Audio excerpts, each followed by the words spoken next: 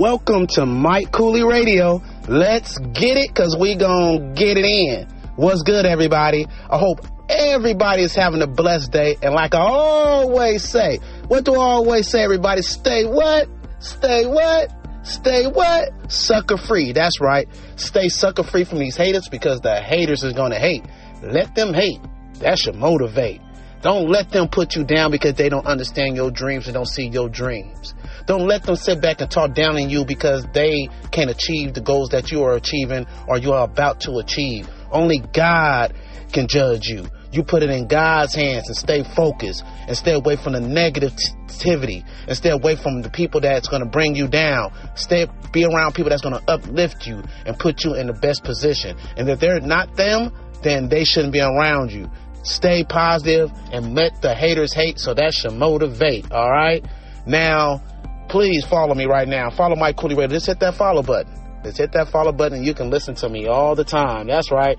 You can listen to me all the time and get all the segments that I come out with, because you know my segments are going to be on point. I'm going to give you my opinion, give you my facts, and give you all the rundown that I know and the knowledge that I know. So please, please, please follow right now. Download also so you can always go back and listen to all the segments that I have done, and you can share it with your friends. Share it with your friends. That's so important to me, is to share it with your friends, all right? You can go on iHeartRadio. I'm all over. iHeartRadio, Pandora, Apple Podcasting, you name it, I'm on it. All right, just put in Mike Cooley Radio, and I'm there. Follow me on social media, on YouTube, please, because I have a lot of videos on YouTube that you can see what I'm doing in the industry. So please go to put in Mike Cooley, put in my name, and MikeKooly, and I shall pop up on YouTube. Please follow me on YouTube, all right? That's very important. You'll see more videos coming out of interviews with celebrities and so much other things coming out on YouTube. So please follow me on YouTube, follow me on Instagram, and on Facebook, all right? Now we're going to talk about something very important today. We're going to talk about Trump, all right?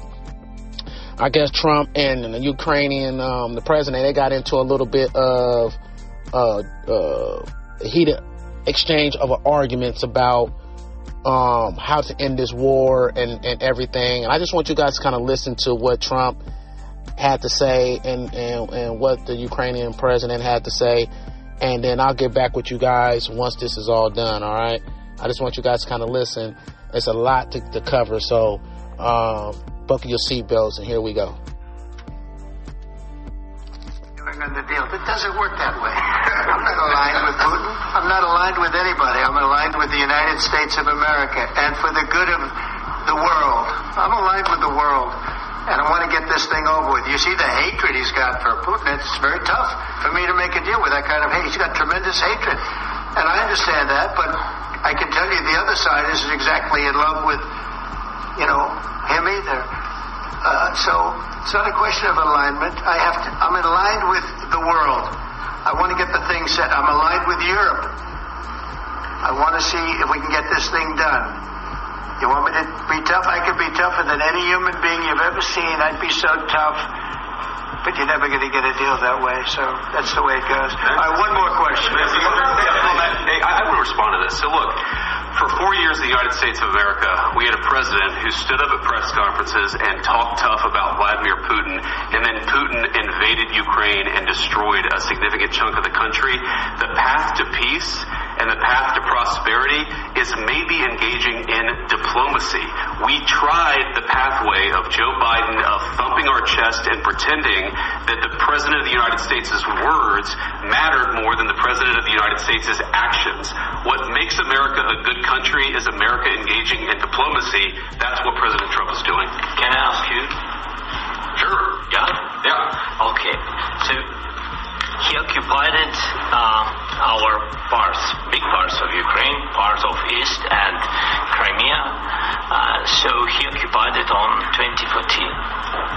So during a lot of years, so I'm not speaking about just Biden, but those time was Obama, then President Obama, then President Trump, then President Biden, now President Trump, and God bless, now President Trump will stop him. But during 2014, nobody stopped him. He just occupied and took. He killed people, you know what the contact was? 2015. 2014 and 2016. Yeah. So I was not here. Yeah, but That's exactly right. Yes, but during 2014 till 2022, the situation the same. That people have been dying on the contact line. Nobody stopped him. You know that we had conversations with him, a lot of conversation, my bilateral conversation, and we signed with him, me, like a new president. In 2019, I signed with him the deal. I signed with him, Macron and Merkel, we signed ceasefire. All of them told me that he will never go. We signed him with gas contract. Yes, but after that, he broken this ceasefire. He killed our people and he didn't exchange prisoners. We signed the exchange of prisoners, but he didn't do it. What kind of diplomacy, JD, you are speaking about? What do you mean? I'm talking about the kind of diplomacy that's going to end the destruction of your country. Yes, but if you Mr. President, with respect, I think it's disrespectful for you to come into the Oval Office and try to litigate this in front of the American media. Right now, you guys are going around and forcing conscripts to the front lines because you have manpower problems. You should be thanking the President for trying to bring an end to this conflict. Have you ever been to Ukraine? That you say what problems we have? I have been to. I've actually watched and seen the stories, and I know what happens is you bring them on a propaganda tour, Mr. President. Do you disagree that you've had problems with bringing people into your military? And do you think that it's respectful to come to the Oval Office of the United States of America and attack the administration that is trying to prevent the destruction of your country? A lot of questions. Let's start from the beginning. Sure. First of all, during the war, everybody has problems. Even you, but you have nice ocean and don't feel now, but you will feel it in the future. God bless. You don't know that. God bless. God bless. You will not have war. Don't tell us what we're going to feel. We're trying to solve a problem. Don't tell us what we're going to feel. I'm not telling you. Because you're in no position to dictate that. Remember this. You're in no position to dictate what we're going to feel. We're going to feel very good. We're going to feel very good and very strong. You will feel influence. You're right now not in a very good position. You've allowed yourself to be in a very bad position, and he happens to be right about it. From the very beginning of the war. You're not in a good position. You don't have the cards right now. With us, you start having cards. Right now, you don't. You're playing cards. You're playing cards. You're gambling with the lives of millions of people. You're gambling with World War III. You're gambling with World War III. And what you're doing is very disrespectful to the country, this country. It's back to you. Far more than a lot of people said they should have. Have you said thank you once? This entire meeting? No, in this entire meeting, you said thank you. You went to Pennsylvania and campaigned for the opposition in October. Offer some words of appreciation for the United States of America and the president who's trying to save your country. Please, you think that if you will speak very loudly about the war, He's not speaking loudly. He's not speaking loudly. Your country's in big trouble. Wait a minute. No. You've done a lot of talking. Your country is in big trouble. I know. You're not winning. You're not winning this.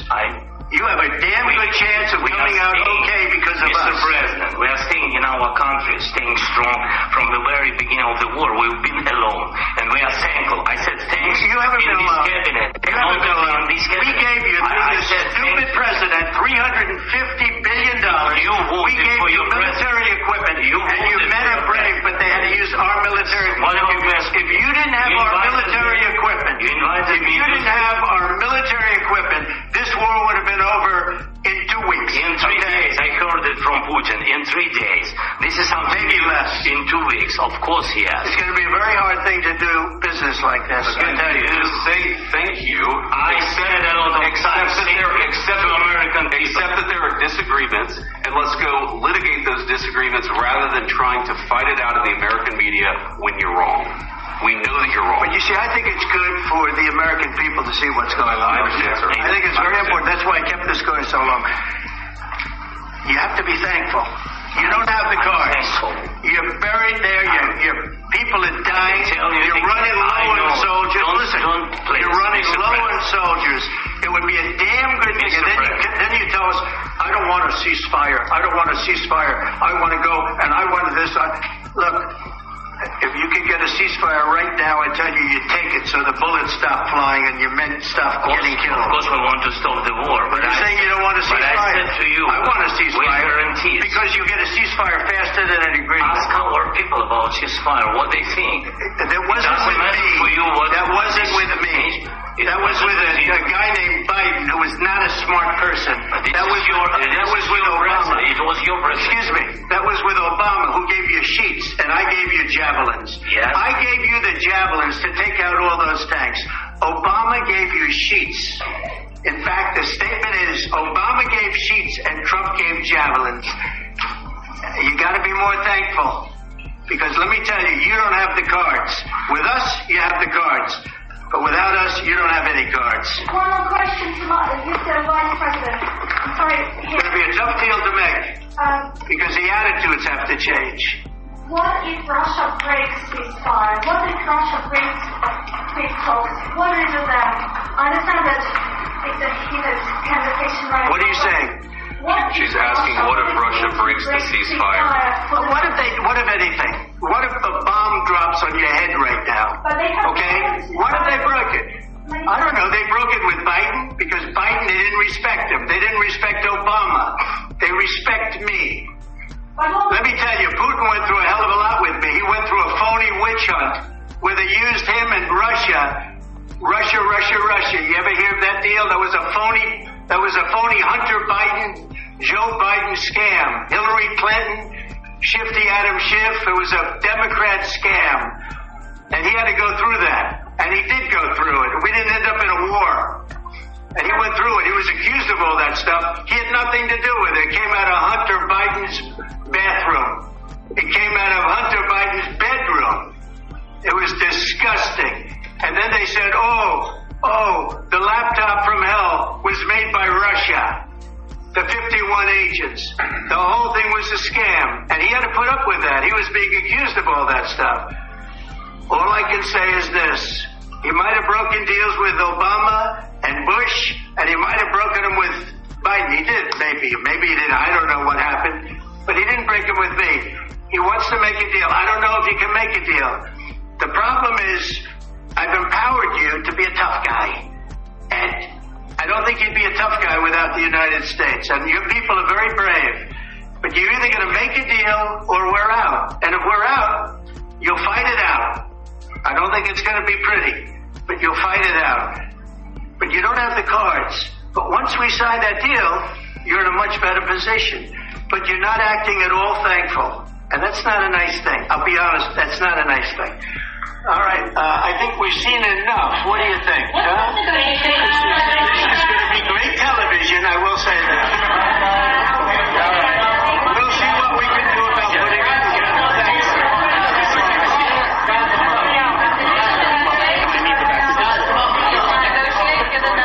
We'll see. All right, so y'all hear that? Y'all heard that, right? So let me give you my opinion. There's a lot that's going on here, man, and I don't even know where to start.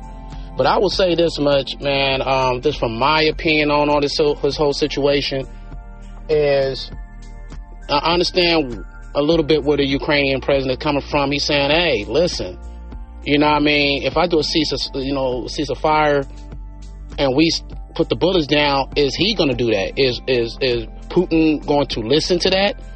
Is Putin going to go by that? Because last time he didn't do that. They had soldiers over there. Of course, they had people over there they wanted that I guess was hostage, or they took away from them, put the prisoners. They want the prisoners back. Things and deals did not go through. Trump saying, hey, that was with other administrations. That's not with him. And so let's get more detail. The Ukrainian president, he has no choice. Like, this war's been going on for 3 years, man. 3 years this war been going on. We have gave them $350 billion plus for this war. And it's still going. So when is it going to be an end? When are they going to be able to, him and Putin, to sit down and have a conversation to solve this problem? Because millions of people are dying while they sitting back, relaxing at home. Innocent people are dying for this. You have to come with some type of solution. And sometimes you're not going to like the circumstances of the business deal, but you got to get something done to stop the war from going. You got to stop this. And so, and what Trump says, when there's so much hate between them two because of so much that happened between those two, they're just going at each other. But you have to make some type of deal. All right? They saying that Trump wants the money back that it was owed to us, the $300 billion. He wants that money back.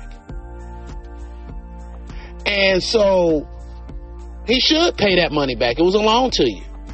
We gave it to you to help you fight a war. Why can't we get the money back? You know what I mean? So we just giving out free money. There's free money. That's what we're doing now. We're just giving out free money. When you are the president of a country, even if you're a governor of a state or a mayor of a city, your job is always to protect the people at all costs. Period. Because your job is to keep everybody safe. And sometimes you have to put your pride to the side. And you have to come up with something to stop the bloodshed of innocent people getting killed over power, money, and greed. It's not fair to the Ukrainian people that they got to watch their backs and the kids and then worrying about can they stay alive because they're in a war because of land and power. And I get it. What happened if Putin don't do it? What happened if he still wants to do it? Then we'll handle it when we get there. But we got to start somewhere. We can't go 3-4 more years of war. For what? 2 grown men can't sit down and have a conversation and solve whatever issue you have, and you're bringing our people involved. So now you're going to start a World War III. And we got to get involved. And now our people are dying for something that we have nothing to do with. And now President Trump, we're going to have to go and the people's families tell them that their kids, their husbands, wives, and passed away fighting a war that's not even ours. So it's a good thing we're trying to find a way to end the war. And I know I heard a lot of comments. Trump should have been more lenient to the Ukrainian president and understanding. I understand what people are saying on that, but he has to stop the war. We got to find a solution to the problem. And if he has to give up some land to stop the war, then that's what he needs to do. It is what it is. And I know it sucks. It sucks because as a man, it's a pride thing. Man, I'm not giving up nothing. People done died. I'm not trying to give up this part of the land but guess what? Without the Americans, without us Americans, he was not going to be able to survive this war. So I think I believe he'll come back to his senses. They said that he got kicked out the White House, that Trump kicked him out the White House. Told him, hey man, when he wants to bring peace, then he can come back. Once he makes peace. Meaning that, hey, you want to make peace with Putin? Sign the deal that we asked to get our money back in the certain circumstances that we're asking for. Now, what's all in detail, I don't know. Hopefully some more of that information will come out, what's in the details of what Trump wants from him for the Ukraine president to sign. And if he signs that, then Putin will, and then Trump will go to Putin and try to get this solved. He already said that Putin wants to get this war done, but there has to be some negotiation done. And there has to be some things done. And so hopefully the Ukrainian president will come in next time with an open mind and understanding that I get that you're not going to get it all your way, but we have to start somewhere so we can end this war, so people can be at peace and people ain't got to worry about getting killed and the things like that is going on. And if that have to do with taking some part of land, then you got to do what you got to do to save the people. Too many people have died, man, over there in Ukraine. We're talking about 3 years of this war. Can you imagine how many people and kids and how many people have passed away for a war that they didn't have nothing to do with? They just live a normal life. And now all of a sudden they have to lose their life. You only get one shot at this world. Once you're gone, that's it. Ain't no coming back here. So at the end of the day, it's just sad that so many people have lost their lives.